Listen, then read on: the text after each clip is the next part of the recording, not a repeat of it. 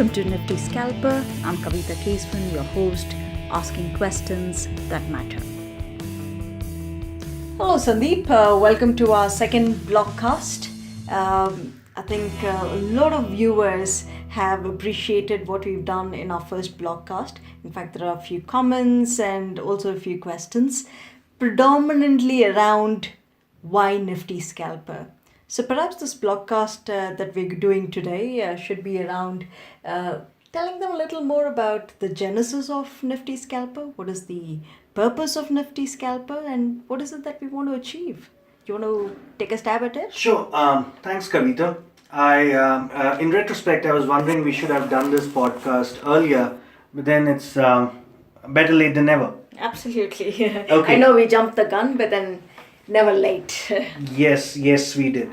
So first, when I started scalping a couple of years back, I was searching for content on the internet. I was looking for other scalpers. I found a lot of content scattered around from, specifically from the US, Europe, UK, and so on. And I had to go through that content, recontextualize it, do all that. As Tim Ferriss says, the idea was to scratch my own itch. So I was looking at doing this for myself because I keep looking at content all over the world, and I was looking. I recontextualize it in my own mind, sometimes in my notes. So why not put it on a blog, which would help others? And I'm sure there are a lot of people who look for content. And the second bit was in terms of putting it in one place, because it's all scattered around. So why not kind of put it together in one place so that it becomes easy for a developing trader to get to one place and get all sorts of things about scalping and day trading Nifty in one place. So there was the other aspect to it. But don't you think there is already a plethora of content that's available for people to access? Why this? What's going to be so different? Yes, there is a whole lot of content. However, there are two things. One, it's scattered. Two, it's not specific to the Indian context. So in that sense, we don't have a resource that I know of as of now, which is in Indian context, which is to do with scalping, and so I don't find that.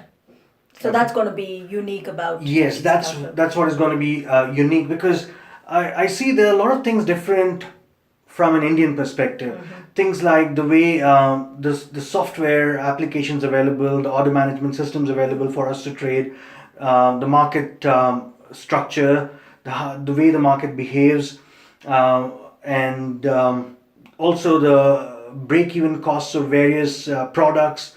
All that is very specific to India. So it helps to have something which is specific to India. And we have a huge community of traders in India. So in that sense, I see this as an anomaly. We have so many traders, but we don't have quality resources. So there is a gap in that space. That's the gap which we are trying to plug. Okay. So curated content in the Indian context. That's the first purpose, I would think. Yes. All right. Yes. There is also a coaching piece. The purpose was so this is how I foresee it. So we curate content, plug it into a framework, and plugging it into a framework would help developing traders connect the dots, which would help them trade better, hopefully. And then comes the coaching piece. So there would be people who would need some sort of hand-holding to connect those dots. There would be people who would need some sort of hand-holding in their own ways, because I believe that each one of us learns differently. So there are some people who could just read, and there are dyslexics like me who can't read and learn. So we need someone to explain things to us. We need someone to bounce our ideas off. So coaching, the aim of coaching was to provide that opportunity to help people bounce the ideas off, to create a framework which is their own, and use this framework to create that approach to trading. So that was The second purpose. that's the idea. Are you okay to take a few more questions on coaching? I see Sure, a sure, couple please. of them. Yeah. So they want to know what is the process that we're going to follow when it comes to coaching. Yes. So when I look at process, so the mechanics are going to be simple. It would be online, so anyone, anywhere, located anywhere, would be able to access us through Skype or any of those mediums.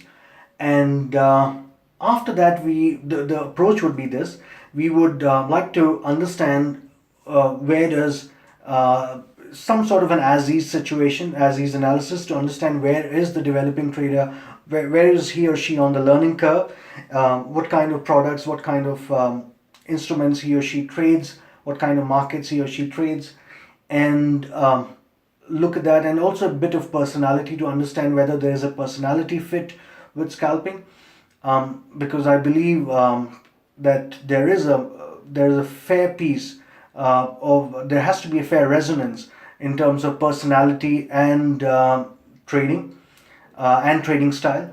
So we would perhaps do a quick analysis of each of these elements, and based on that, we would see whether we are suited to help the developing trader. And if we think yes, we could help, then we would use the framework which I was referring to, which would be on the blog, to connect and recontextualize it for them, and help them create their own framework, which would eventually help them trade better. So that's the idea. Okay. So thanks for taking that question, Sandeep. So going back, so we said we were talking about the purpose of NiftyScalper, and we said we're going to provide curated content in the Indian context. The second piece was coaching. Is there any other purpose that you can think of? Not at the moment. Okay, so as you said, yes, bringing people together and coaching, and the curated content which we will be putting up on the website. Okay. Getting people together. Did we touch upon that? Yes, so the way I see getting people together is like it happened with our previous blogcast. There were so many people responding from North India, from South India, Bombay, Delhi, you just name it. And I never knew they existed. They're not on Twitter, they're not on any of these social forums. But then I got to know there are people who scalp equity, there are people who trade in just one stock, there are people who do only bank Nifty, all sorts of things. So, and they all have their own ways of doing things. Some of them are successful, some of them are not, all sorts of things. So, so that is what I foresee to happen more often. More people coming in, sharing their knowledge, expertise, and in future, I would also look at bringing some experts on the portal, interviews with them, and also perhaps get questions from these novices, connect them to these experts. So that's what I foresee.